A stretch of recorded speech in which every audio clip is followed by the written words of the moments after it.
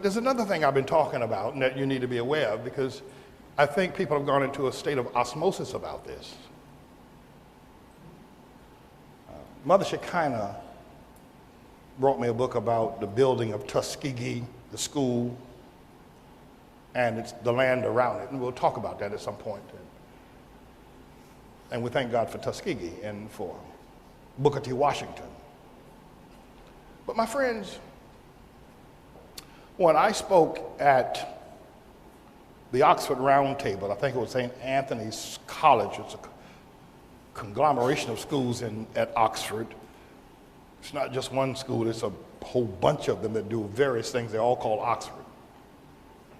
That school was built, the wall around the school and the building that I spoke in was built in the 12th century. And it was a nice building, had a nice wall around it, nice wooden gates and everything. Old is the outdoors. But imagine building a building like that stood for years. And Cambridge, and one of the things about London in general is that most of the buildings there were built in the 11th and 12th century. Some built, we went into the name of that church where Queen Mary of Scots was buried, Church of England. What's the name of that church? Who? Westminster Abbey. Went to Westminster Abbey. And it was built in the 13th century. All those old buildings. Now, I'm referencing the 11th century, the 12th century, because during that period of time, there were several phenomena going on. Most people were of the mindset that the earth was flat and that if you sail too far, you'd fall off it. But the other thing is that there had never been a white man that had set foot on the continent of Africa in the 11th, 12th, 13th, and 14th, and 15th century. No white man had ever set foot on in the continent of Africa. It had always been all black all the time. The Great Wall of China, built similar times. The Taj Mahal in India. The beautiful buildings in Russia. Peter the Great, who was a very unusual and unlikely and unseemly leader of Russia, who turned out to be one of the best leaders of Russia. Peter the Great, tall fella, interesting, dynamic, inquisitive mind, camouflaged himself and went to England to study shipbuilding. He wanted to build ships. And Moscow had been the leading city on the west coast of Russia, the biggest nation on the planet. And Kiev and a few other cities were around, and everybody just gathered around Moscow. But Peter the Great wanted to build another city because he believed that Russia should be a seagoing nation. He wanted to build ships. So he took a bunch of people down to the edge of the Black Sea and built St. Petersburg. I don't know if you know about St. Petersburg. It is a beautiful city. It is an extraordinary city. I mean, there's just, when Lenin took control of Russia after Peter the Great's death, many generations thereafter, Lenin, who wanted to rule all of Russia, changed the name of St. Petersburg to Leningrad. I don't know if you know that. You may not be interested. A little history here tonight. But after the death of Lenin, and I forget under whose leadership it was, that the Russian people said, we changed the name of Leningrad back to St. Petersburg because it is St. Petersburg, and Lenin's ego got in his way. So it's now called St. Petersburg. But if you ever get a chance to go to Russia, don't go to Moscow. Well, go to Moscow too, because it's beautiful. But St. Petersburg, this man built one of the most beautiful working cities on the coast of where there was nothing there. And it is a showplace to the world. St. Petersburg. Peter the Great, great builder, shipbuilder, great leader, scientist. He was Russia's Benjamin Franklin. No white man ever set foot on the continent of Africa. You can't go to Africa and find anything that was built in the 11th century, 12th century, 13th century, 14th century. They're still standing today because nothing was ever built. You said, well, they had cities, they had the great Songhai kingdom, there were the Mandingo, Zulus. Yeah, they did. They had large groups, tribes, but they lived in tents and they campfired. They didn't build anything. And the nations that they built are all dissolved today. There's nothing there. You can go to Liberia. James Monroe gave the Talbot family millions and ships and sent them back. You go to Liberia, go to Monroeville now, they're running around there, young boys with machine guns and cutting off one another's hands. The place, they don't pick up the garbage, dead dogs stay in the street for days. The place is a mess. It's Africa. They don't know how to do nothing. Well, the white man has kept us from building. No, white man never, listen, white man was when they were building Cambridge and Oxford and England and Taj Mahal and building St. Petersburg, no white man ever been to Russia, been to Africa. It was just in 1492 that Columbus had to convince the world that if you sail so far, you're not going to fall off. Remember, the world, everybody was pretty much thinking that this is the end of it. There's not one city you can go from North Sahara all the way down to Cape Town, and there's not one city, there's not one building, there ain't nothing. Ain't nothing. And we got to come to terms with that. Some woman pointed out to me there's a rock somewhere in Zimbabwe. Zimbabwe was once called Rhodesia. It was Zimbabwe, and it was named by Cecil Rhodes, who was a very wealthy Englishman who was one of the first that journeyed down into South Africa, even when there was fighting between the Zulus and the Afrikaners. Cecil Rhodes journeyed down into South Africa. He had plenty of money, had made money in enterprise and business. He was just a very wealthy man. And became even wealthier in South Africa. And Rhodesia, Zimbabwe is encircled by South Africa as a nation. It's just a small nation within the nation. And Cecil Rhodes decided he wanted to take that nation for himself. He wanted to take it. There was a king there, pretty powerful. He'd fended off all the other warriors there in that region for years.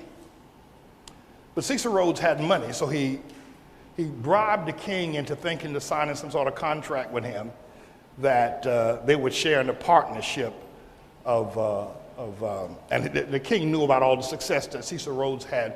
And Cecil Rhodes was like 30, 40 years old at the time.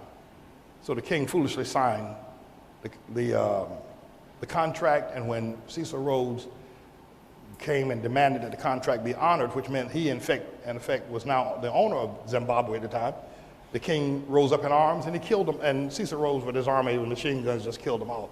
But the thing of it is, that's very interesting, is that the children in Zimbabwe were playing with stones. They were barefoot, the red dust there, and they were just playing the stones. And one of the Cecil Rhodes lieutenants said, "Boy, bring me that stone about that big. Bring me that."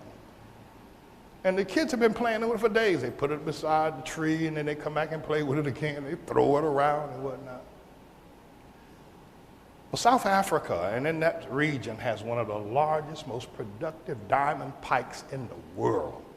Pikes that just shoot diamonds up out of the air, out of the ground from, 150,000 feet down ever so often. And the children were playing with diamonds. Large diamonds.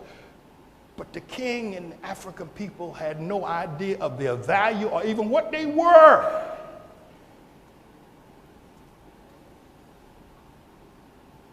And this was back in the 19th century. It wasn't way back in the voodoo days.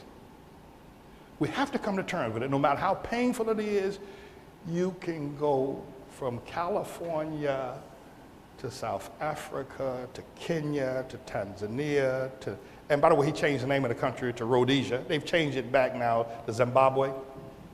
And you can't find one city that black people have built. You can find plenty of ghettos, but you can't find one city. Now, that's not pleasant. And many people will argue with me. They go, "Oh, yeah, we did build a city, but it burned down." Well, London is still standing. Hitler's Luftwaffe bombed Germany like they won't no end. There's a city in Germany called Coventry where Hitler had broken the code of, Churchill had broken the code of Hitler's military plans, and Churchill knew that the Luftwaffe, the German Air Force, was coming tonight to bomb Coventry.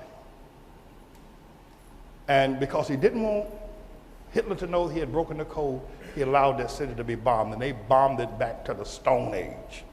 But it was a good decision on behalf of Churchill, because they broke the code, they were able to then break the German army. But saying that the white man stopped, there ain't never been no city in Africa. There ain't nobody never built one. And we understand, well, why?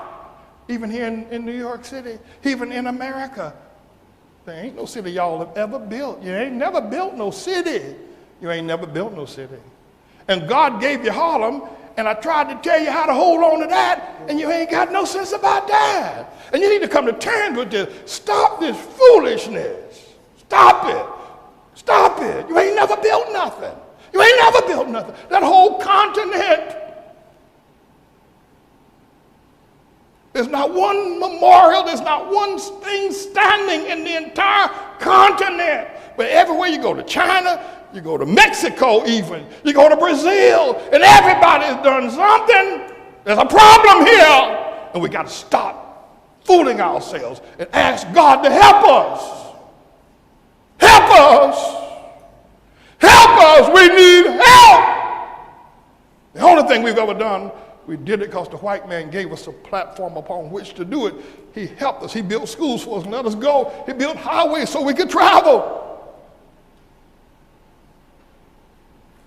We got to admit it. Got to stop these black folk running around here talking about the white man did this, white man did. You got to get that mess out you. You ain't never going to be a productive for God. You ain't never going to be able to understand anything till you get that fool. Realize that we are in trouble. You'll never call on God for help if you don't realize how difficult the situation is. All these years. And even here in Harlem, look at here.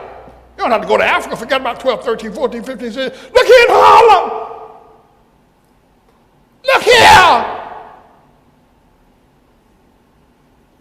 First time black person got to get 2 quarters, they moved so far away from Harlem that you can't fire a missile to the moon and get them.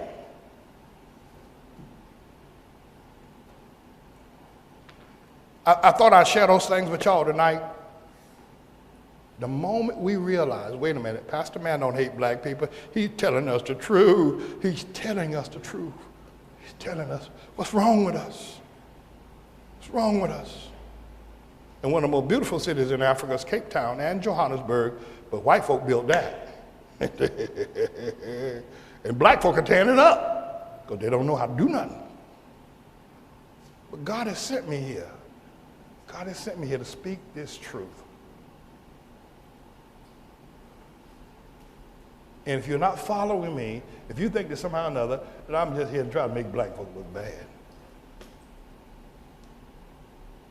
it means you don't want to know the truth, because you can't show me. You can't forget about going to Africa. You can't show me nothing here. In every place we are, there's more than 300 of us. It's a ghetto everywhere.